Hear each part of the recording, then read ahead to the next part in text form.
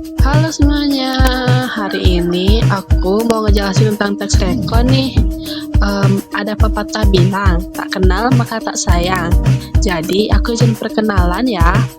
Perkenalkan, nama aku Komang Farah Dwi Fayanti, absen 16 dari kelas 9E. Pengertian teks rekon. Teks rekon atau recount text adalah teks yang menceritakan kembali pengalaman, kejadian, atau peristiwa yang sudah terjadi di masa lampau.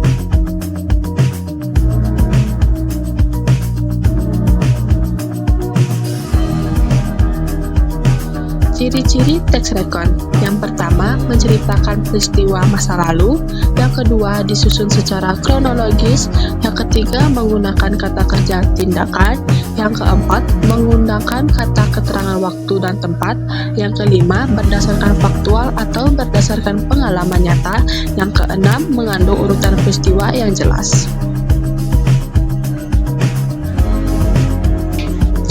Tujuan teks rekon yaitu untuk memberikan informasi atau menghibur pembaca dengan kisah nyata yang sudah terjadi. Selanjutnya ada fakta, opini, dan asumsi. Fakta adalah pernyataan yang benar-benar terjadi dan dapat dibuktikan kebenarannya. Opini adalah pernyataan berupa pendapat atau penilaian pribadi, bersifat subjektif dan belum tentu benar bagi semua orang. Asumsi adalah pernyataan dugaan sementara yang dibuat tanpa bukti kuat, biasanya digunakan sebelum ada data yang jelas. Menyimak teks rekon.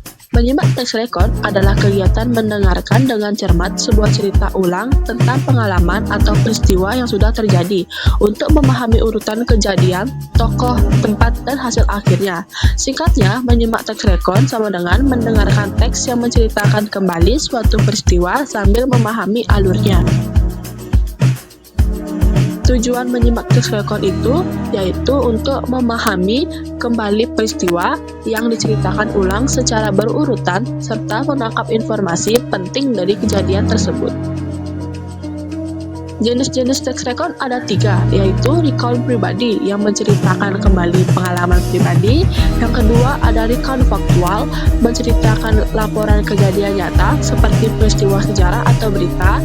Yang ketiga recount imajinatif, cerita ulang yang dibuat berdasarkan imajinasi, bukan peristiwa nyata. Struktur teks rekon. Yang pertama, orientasi. Bagian pembuka yang berisi informasi awal tentang siapa yang terlibat, di mana dan kapan peristiwa terjadi. Tujuannya agar pembaca memahami konteks cerita sebelum masuk ke kejadian-kejadian. Yang kedua, rangkaian peristiwa. Bagian inti yang berisi urutan kejadian atau pengalaman yang dialami tokoh secara kronologis, biasanya terdiri dari beberapa paragraf yang menjelaskan apa saja yang terjadi. Dan yang ketiga, bagian penutup, berisi komentar, kesimpulan, atau perasaan akhir penulis terhadap peristiwa yang telah diceritakan. Bagian ini boleh ada atau tidak, tergantung jenis teks rekonnya. Debat. Debat adalah suatu kegiatan beradu argumen antara dua pihak atau lebih yang memiliki pendapat berbeda tentang suatu topik. Dalam debat, setiap pihak menyampaikan alasan, bukti, dan contoh untuk mendukung pendapatnya, lalu menanggapi argumen lawan secara logis dan kritis. Tujuan debat biasanya untuk mencari solusi atau pemahaman terbaik, melatih kemampuan berpikir kritis, dan mempertahankan pendapat dengan cara yang sopan dan terstruktur. Pergi ke taman, melihat bunga. Warnanya indah, memikat hati. Terima kasih sudah menonton ya. Sampai jumpa di video berikutnya.